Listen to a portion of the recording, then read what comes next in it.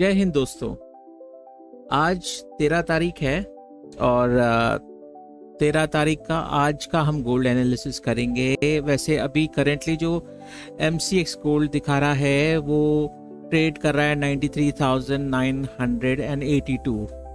तो सबको पता है कि कल जो गोल्ड गिरा था वो इसलिए गिरा था क्योंकि जो चाइना और US का जो टैरिफ वॉर था उसके ऊपर एक अंकुश लगा और स्विट्जरलैंड में इन लोगों की नेगोशिएशन चल रही है अभी। For 90 days they would ensure कि दोनों अपने एंड से टैरिफ को कम करेंगे और इसी वजह से कल गोल्ड गिरा। और आज मैं समझता हूँ कि जो गोल्ड का जो करंट रेट है वो ये दिखा रहा है कि एक कंसोलिडेशन फेज में है। अगर हम ध्यान से देखें, अगर हम इसमें 2 आवर्स का चार्ट पे लगा के देख रहे हैं हम, तो जो RSI है वो बाइंग जोन से ऊपर आ रहा है और आफ्टर अ शार्प डिक्लाइन यहाँ पे ये ऊपर की तरफ ये ट्रेंड आ रहा है। एज इट जो कैंडल्स हैं वो पॉजिटिव बन रही है यहाँ पे, लेकिन ओवरऑल अगर आप इसका ट्रेंड देखेंगे वो बेरिश ही है अभी। सो जो मेरा मानना है यहाँ पर वो ये है कि गोल्ड एक ऐसा है इंस्ट्रूमेंट जो फियर फैक्टर से चलता है। अगर आप देखोगे सिर्फ और सिर्फ फियर फैक्टर से चलता है और न्यूज़ बेस्ड है।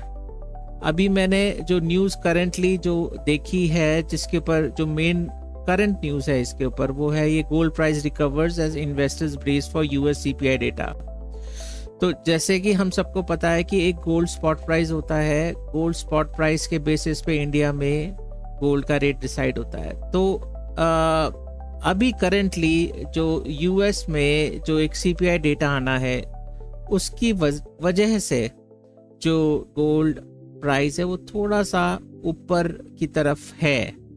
लेकिन अगर ओवरऑल आउटलुक देखोगे तो ऑप्टिमिज्म जो है ये थोड़ी देर का है, क्योंकि इवेंचुअली जो यूनाइटेड स्टेट्स ऑफ अमेरिका और चाइना का जो टैरिफ के ऊपर जो एग्रीमेंट होगा उस बेसिस पे जो गोल्ड है वो सस्ता होने की उम्मीद है on a shorter term basis, because gold को जो उसका इंक्रीमेंट होता है वो तो वी ऑल नो कि वो गोल्ड अप्रिशिएट ही होगा in a long term, but on a shorter term basis पे गोल्ड जो है वो इवेंचुअली वो थोड़ी देर सबड्यूट रहेगा।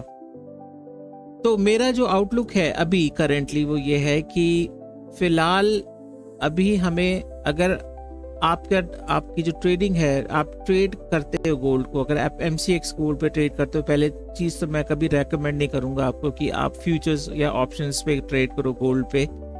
रीजन बीइंग क्योंकि उसमें एक टाइम लिमिट होती है कि आपने मान लीजिए जून का लिया लॉट या जुलाई का लिया, तो जिस हिसाब से फ्लक्चुएशंस होती हैं आपको ऑप्शंस या फ्यूचर में ट्रेड नहीं करना चाहिए गोल्ड का।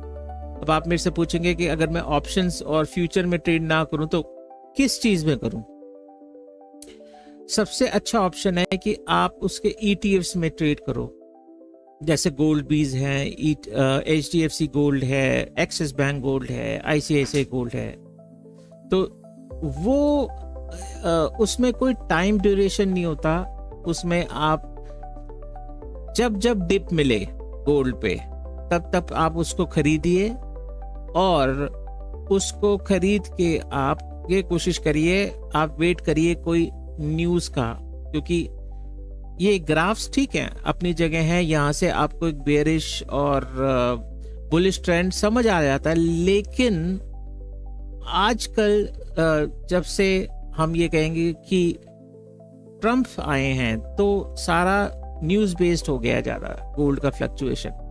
तो अगर आपकी ये स्ट्रेटेजी रहेगी कि बाई ऑन डिप्स पे आप लेंगे गोल्ड को, कभी भी डिप्स हों आप चुपचाप जो ETFs हैं उसमें इन्वेस्ट करिए और इंतज़ार करिए कि जब जब कोई बैड न्यूज़ आएगी गोल्ड फ्लक्चुएट वापस होगा और आप अपना एग्जिट कर लीजिएगा उसके हिसाब से। बट एज वी अंडरस्टैंड कि लॉन्ग टर्म के लिए भी गोल्ड बहुत अच्छा है, शॉर्ट टर्म के लिए भी गोल्ड अच्छा है।